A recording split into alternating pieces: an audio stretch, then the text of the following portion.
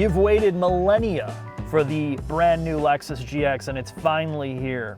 And we're going to tell you the story of this vehicle with the help of the chief engineer. I'm going to talk about the interior, exterior. Jack's going to tell you about the technical stuff, and we're going to take this for a drive on and off road and explain the pros and cons. The exterior is the final evolution of what Lexus wants to do as a brand with a truck. And you can tell with this new platform, it's allowed them to reskin this in a way that they couldn't before.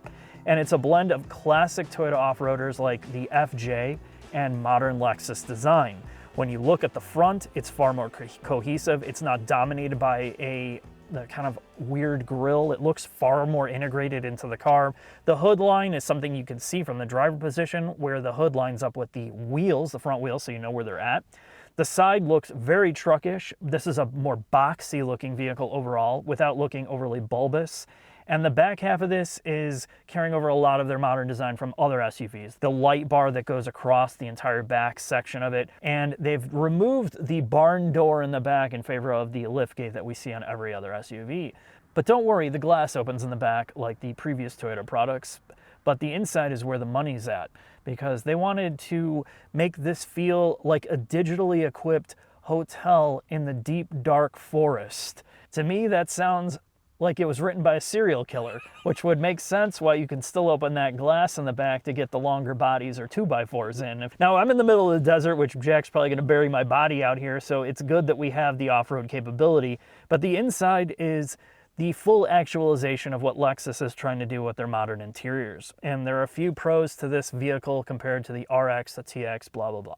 One of the best things that they've done with this generation is they've blended the old with the new. While the marketing may say it's a digital experience on the inside, they've added things or kept things that have worked since the dawn of man, like physical door handles. There's no digital shit here. The physical controls still remain, and they haven't added the capacitive touch commands on the steering wheel like on the RX.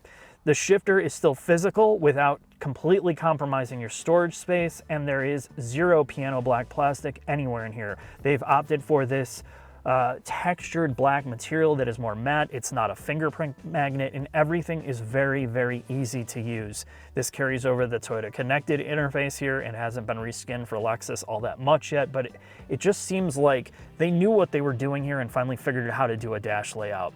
It is very compact. There's not a ton of wasted space, and the screen is very integrated into the overall experience of it without feeling tacked on, like some of their earlier examples. It has an all-digital instrument cluster, which is only viewable from the driver. The viewing angle is limited to that. As a passenger, you cannot see it at night, which is also a nice detail.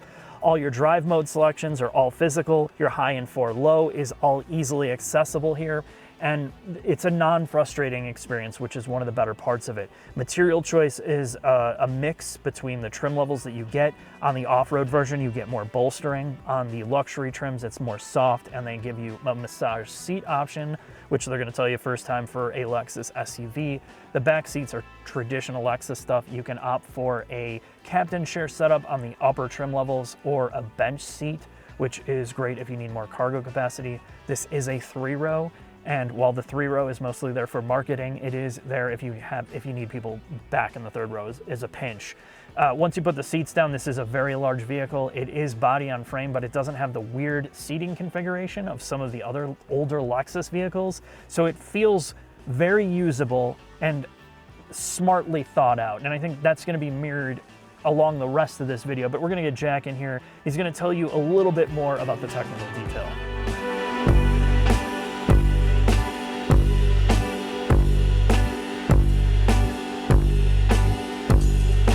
The biggest question we got going into this event was about the drivetrain, and I got some time to sit down with the chief engineer, Mr. Koji-san, and I asked him plainly, was Akio Toyoda involved with this product? And he said, sadly, no, not really. He was a busy man. And that explains why they omitted the original plan, which was for Akio Toyoda to personally airlift from his hotel room a B58 and place it in this car. So sadly, we're not working with that magnificent drivetrain. But what we are working with is TNGA-F, Toyota's global truck architecture. It's the same platform that underpins the Tacoma, the Tundra, the Sequoia, the LX, the upcoming Land Cruiser. It is highly modular. They can change the front and rear suspension geometry and the center part of the ladder chassis.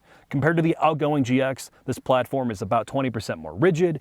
You get more suspension stroke in the front by about 0.4 of an inch, 0.8 of an inch of more suspension stroke in the back. This thing now tows up to 9,000 pounds. The luxury trim levels in the high 7,800, 8,000 pound range.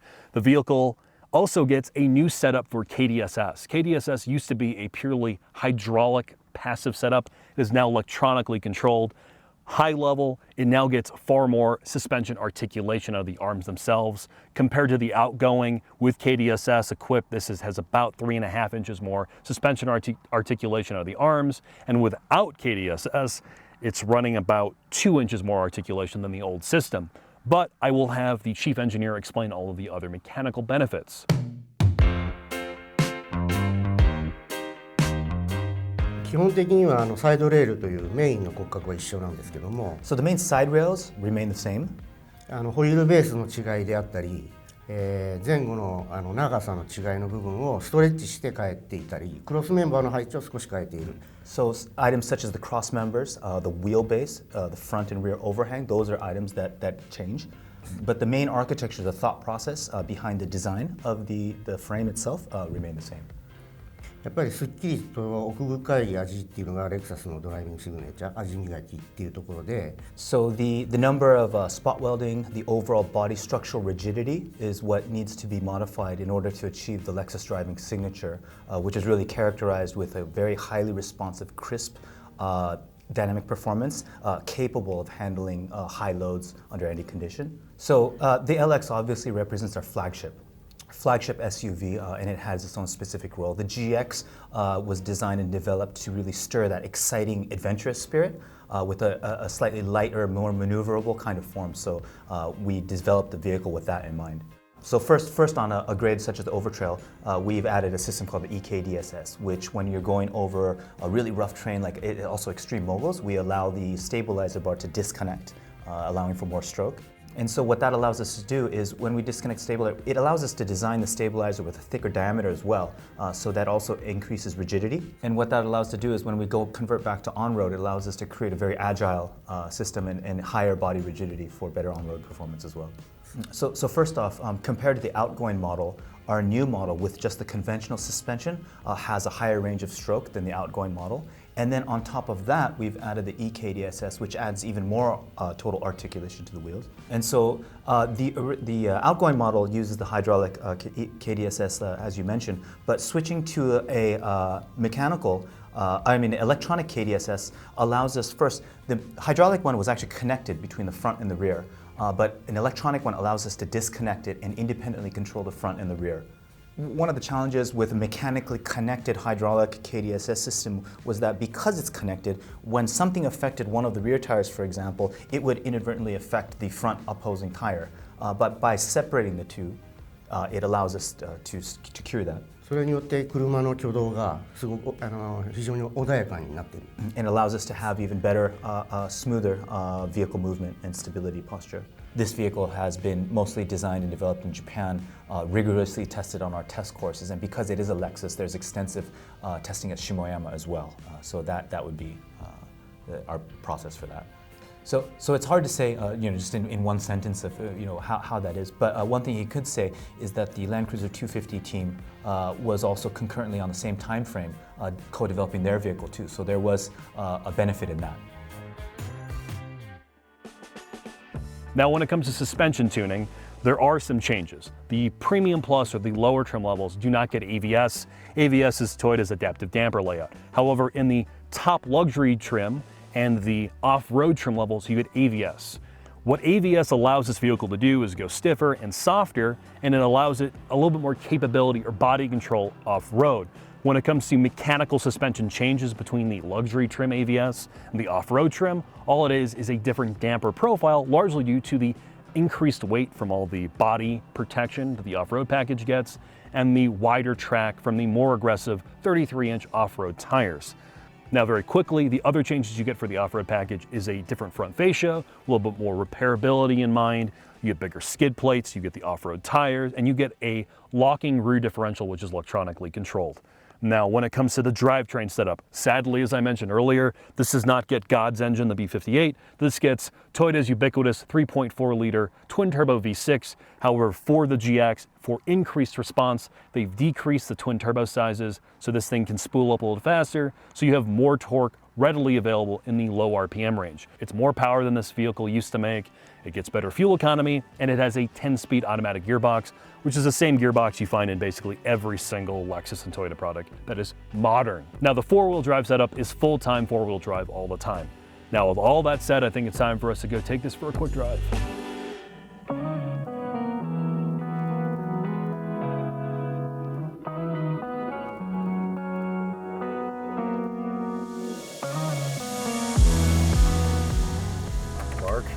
Tsukasaki National Park in the Twisties, the natural home for a 349 horsepower GX Premium Plus. I'll feel that Lexus driving signature. I can't wait to get stuck behind somebody for the next 3 days on this road. Don't worry, Mark. In the GX, I can just run them over with my skid plate. At least you could just drive up the mountains according to all the marketing, Jack. Oh, dude, I'm driving up this mountain, so it will represent the fact that I am on the top of the mountain in this vehicle. I've reached peak. You are a peak. You're an alpha in this thing. So let's, we talked about interior, exterior, the engineering part. So now we have to cover the reality of what this really means and translates to in terms of a drive and then off-road. So where do you want to start? I'm going to start off by just putting all my cards out on the table by saying this is my favorite Lexus SUV product by a considerable margin, because I feel like it feels like a complete vehicle that your expectations going into it match the driving experience. This is a natural successor to the current generation GX. Well, yes, you lose the V8, but that's just the times we live in now. In every other objective metric, it's better. It makes 349 horsepower, like 480 foot-pounds of torque. It's more capable off-road. It still has that general feeling of a body-on-frame, liver-axle truck, but it garners a layer of refinement that the older GX doesn't have. The better interior technology, a more rigid chassis, more suspension and body control, a better KDSS system. It's just a more competent vehicle, and that's what I like about it. It doesn't feel, the LX, when you get into the big boy LX, the flagship Lexus SUV, you want it to be refined, and it does not feel as refined as its competitors. Like an Escalade does a better job in being a luxury boat. This is exactly what it needs to be. Something like a Land Rover Defender competitor in that luxury space. When we talked to the chief engineer, although they didn't say it, or he wouldn't say it, nor would they, in terms of budget as well, I get the general sense this was something they went all out on. This was where they had maximum budget, they had to get it right, and being co-developed with the Land Cruiser meant they shared a lot of the engineering resources. So to me, the problem with some of the other Lexus vehicles we've been in, they felt very, I don't want to say rushed, but not as well thought out in terms of a mixed match of different vehicles. Yes, whereas this is like, it clearly had an identity of knowing what it wanted to be. It was purely Japanese engineered. They didn't have to compromise like having sharing development and engineering. This feels very special because there's not a lot of real body on frame SUV trucks left. Most of them are all like CUV, SUV, like marketing driven vehicles. Raised cars, yes, basically. Yeah, 100%.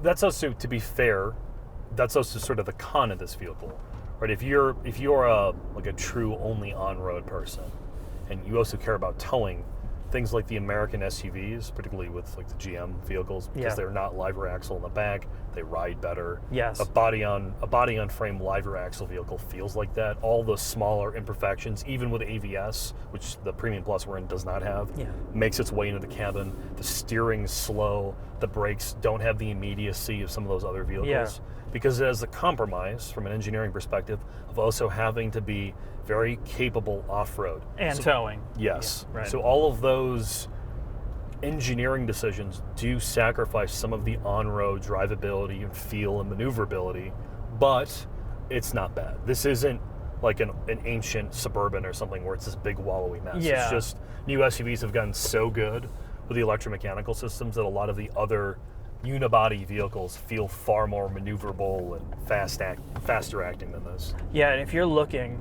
just let's be transparent about this. If you're looking for a complete on-road vehicle, that's where you're going to spend 99% of your time, and you're not going to tow, and you're not going to take this off-road. There are better vehicles in terms of on-road manners.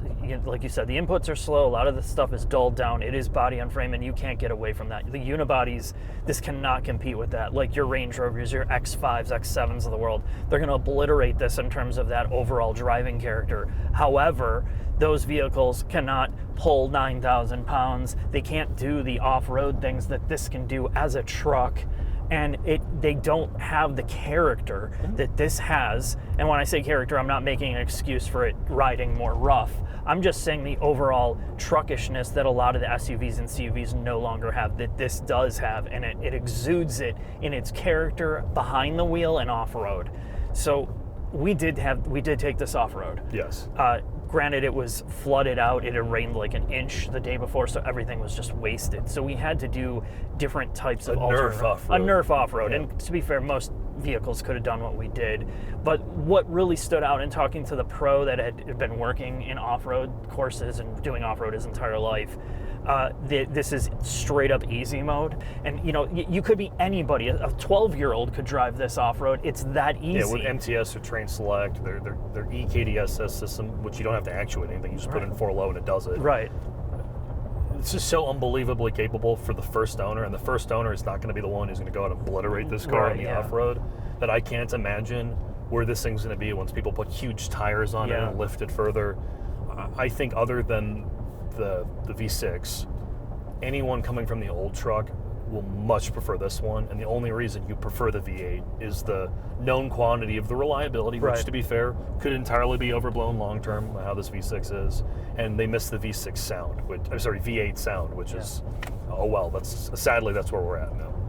So the pros are off-road. It's a luxury truck experience. Yes. They've managed to keep the body control in check where you still feel comfortable behind the wheel. You don't get a lot of head toss. You don't get a lot of head toss. It's extremely underwhelming. You would think that it would be a more violent experience, and that's the joy and beauty of what they've done with this. However, the negative part of that is it's way too easy. And if you're looking for a little bit of challenge in your off-road experience, that's not this. Clearly, it's a modern vehicle. The pros of it on road is it's really well isolated, it's quiet, it does a good job as a body on frame vehicle of isolating most road imperfections out, and your stability control system is really good. It manages the body really well in terms of safety. The safety system has been updated by 2 generations for this, so you're going to get all the things that you get with safety systems, including the traffic jam assist, where it will drive itself to a certain extent. I would just say that it lacks some sharpness. It's not the most immediate feeling vehicle. That's the compromise you're dealing with when you get into this, right? I'm going to say this one last time. I do like the drivetrain. While the 10-speed is not that fast feeling like it is in the LC500, when you step on the gas, it downshifts well. You can get on a throttle. You don't feel like you're in a vehicle that's a burden to other drivers. In some way, the prior gen GX lacked some of the immediacy that this thing has, but now you have that. You just don't have the noise. Yeah, I would say so, Jack. So anything else you want to cover before we get into the final thoughts? I want to launch this Takumi mode, Mark. I've been waiting for this all day.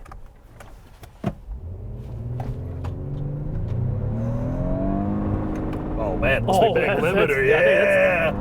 I think that's one of the fastest rev limiters. I think that's faster than the LC. I like the fake engine noise rev limiter too. Yeah, it's like a flutter. It's like a turkey under the hood going full bore. All right, so with that, Mark, let's head into the final thoughts. All right, sounds good, Jack.